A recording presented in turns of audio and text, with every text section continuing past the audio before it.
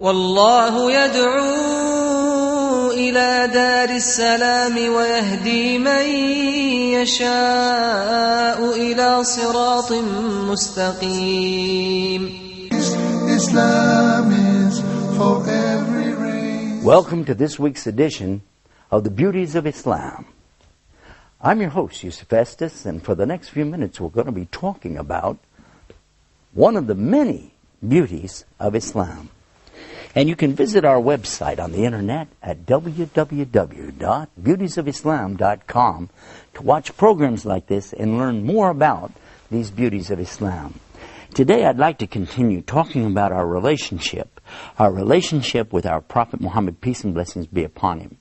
In previous episodes we've talked already about the other prophets such as Noah and David and Suleiman, Abram and Moses, and also Jesus Christ, peace be upon them. We discovered that, in fact, the people who followed them at their time were the true believers and all people who were entitled to go to paradise. Likewise, Islam is teaching us that today those who know and understand the message that came with Prophet Muhammad, peace be upon him, and follow him will also receive the same salvation, the salvation of going to paradise. Along the way, what we discovered was that there are even details of our lives that are found in the Sunnah. Sunnah means the way of Prophet Muhammad, that are beneficial to us in this life and certainly in the next life. We found that in the Quran the teaching is to obey Allah and obey His Prophet, that He is the example for all of us. He's the mercy to all of the worlds, and also He's the example to mankind to know how to live, how to act, even how to die. And that's what I wanted to speak about today, is this concept of knowing how to live and die. Allah tells us in the Quran that we were created in the very beginning inside of our mothers from something called an alaq. And these were the first verses, the first words actually, that came of the revelation. The Prophet Muhammad, peace and blessing be upon him, was about 40 years old at the time, and he was in a cave meditating near Mecca, in a place called Jabal Nur, or the Mountain of Light. And then the angel came to him, the angel Jibril came to him. This is Gabriel in the English language. And when he came to him, he commanded him in the Arabic language, Iqra! Prophet Muhammad, peace be upon him, just like, what? What do you want me to do? And he said to him again, Iqra! Prophet Muhammad said, La ana biqari. He said, Iqra! Now, what is the Iqra? What does that mean? Now, a lot of people translate that to be the word read. Read. But is it really the word read? Actually, no, it's not. It means something bigger than that. It means to recite, as in reciting from memory. To recite. And what shall I recite? Iqra bismi rabbika alladhi khalaq. Khalaqal insana min alaqa. Iqra wa rabbuka al-akram.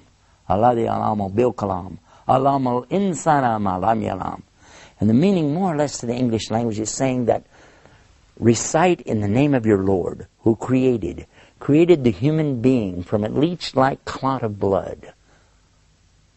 And that's exactly what we find today is the beginning of a human being. He starts out like this little teeny clot of blood shaped like a leech inside of his mother, inside the raham of his mother, the place of mercy.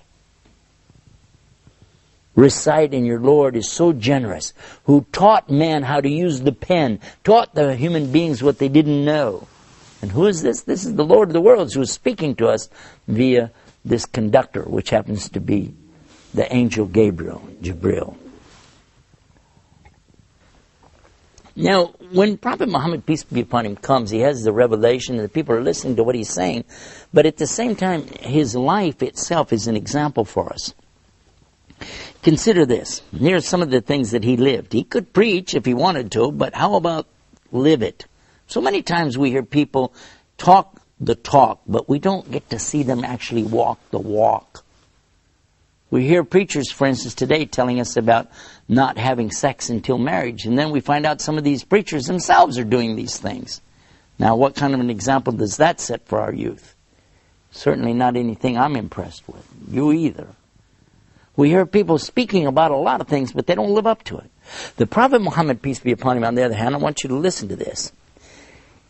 He never, ever even had a date with a girl, much less even kiss any girl, until he got married at the age of 25 years old. He himself was a virgin, and he married a lady who had been a widow.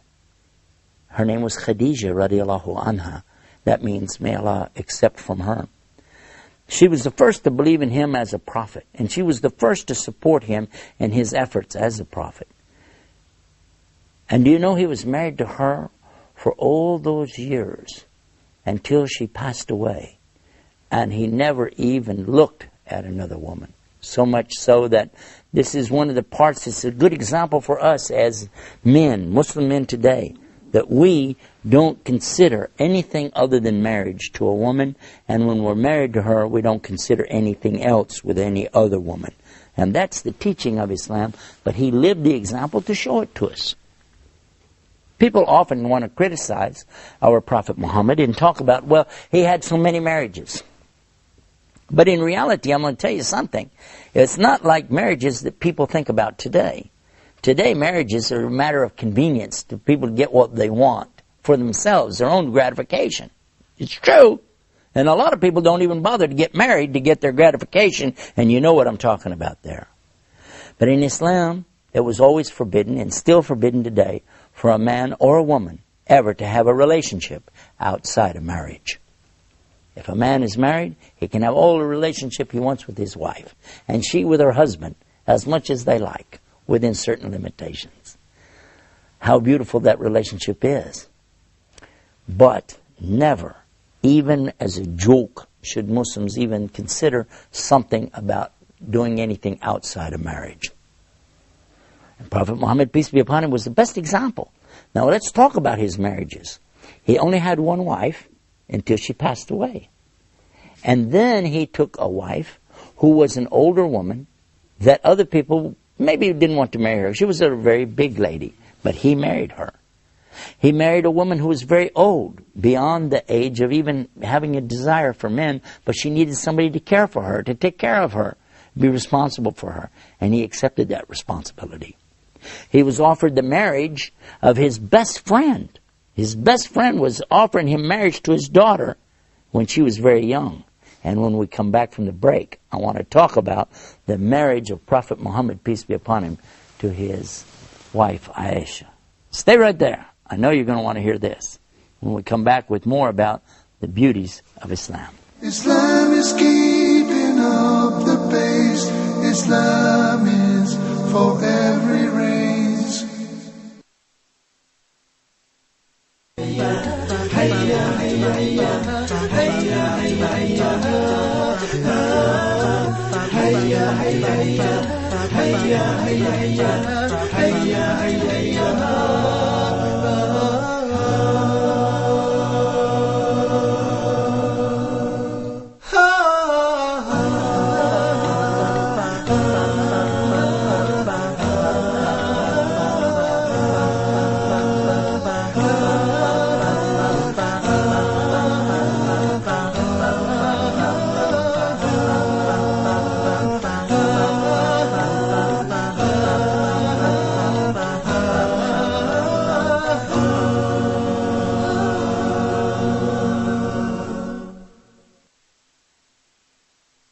Islam is keeping up the pace.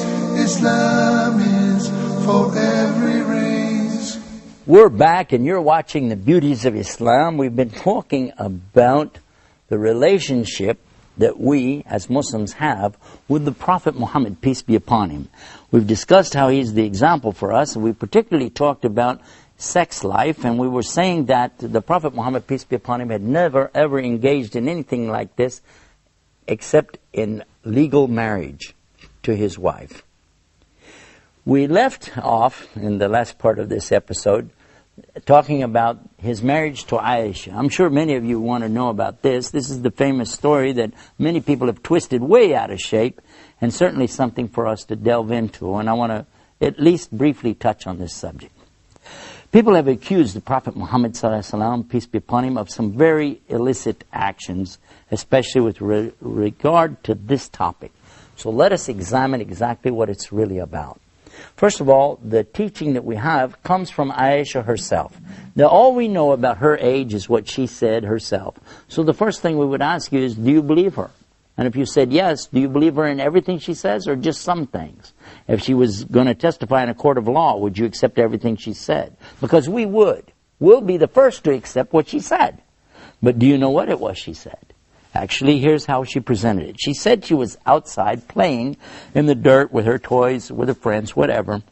Her mother comes to her. Now listen carefully. Her mother comes to her and tells her, let's go inside the house. So they go inside. Now, when she gets inside, she finds her father is there. Now, so far, mother and father. Got it? And her father is offering her in marriage to Prophet Muhammad, peace and blessing be upon him.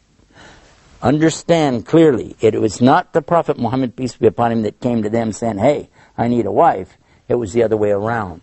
They were coming to him and saying, look, we would like it very much if you'd consider marriage to our daughter. Because this was known to be a custom of the tribes at that time to offer their young daughters, even when they were first born, to offer them in marriage. That when the child is old enough, take the child and that's your wife. But what we found in Islam is something amazing. In chapter 4, verse 19 of the Quran, Allah clearly says, O you who believe, you do not inherit women against their will. So women could no longer be married off without their own consent, and it's not considered that a young girl, 6, 7, 8, 10 years old, is old enough to make such a choice. Not until she reaches the age of puberty and she has the full mental capacity and maturity to make that decision. That's what we learned from this example. Because guess what? In the rest of the story, she said she went back outside to play. Now, how could anybody get anything out of that except the clear message that they didn't get married at that time? Because she did go back out to play. Now, there's another hadith or story that comes, then she again tells us she was older. This is another example of not understanding correctly, and many people don't. Maybe some Muslims don't either. But it's clear this was another occasion because she's older now. And now her mother again comes to her, takes her inside, and her father is again offering her in marriage to Prophet Muhammad, peace be upon him. And guess what? At this time she was old enough, mature enough, and old enough to have children, and she made the decision herself to accept that her father was offering her in marriage, and she said yes, she would like to be married to Prophet Muhammad, peace be upon him. If I stop there, that's sufficient for you and I to realize that this is not a story of something bad. It's a story of something good. Because look at this. She then continues, and I'm going to ask you, if you accept one thing she says, do you accept it all? Because she continues, and she says that it was the best of relationships. They used to run and play together. She said, I used to race with him, and I used to beat him in the races. But then when I got old and fat, she said, got fatter, that he could beat her in the races. And that they used to play, and they had a lot of things they did together. She used to tease him. She used to play games against him. One time she even did something that's mentioned in Quran about telling him honey smelled bad on his breath, and that was out of jealousy. These are many stories we can talk about, but the main thing is to know what was the relationship between her and her husband. And it was such that even after he died, that she continued to be so faithful to him. She never considered ever marrying another man. Even though she was a young lady, maybe in her early 20s, she never considered to get married to any other man. All of her life, she continued to say only the very best about her husband. In her whole entire life, she never said any disparaging word against her husband. In fact, I like for you to think of this. Instead of Shakespeare's Romeo and Juliet, where two young kids go against their parents and they commit suicide, here we have the story of Muhammad and Aisha, who are in love so much that even death didn't separate them, and they had the highest hope for a life together in the paradise. You choose which of the teachings sounds the best to you. For me, it's one of the beauties of Islam. Until next time, peace. Salam. Islam is peace, Islam is ease, Islam is not danger or disease.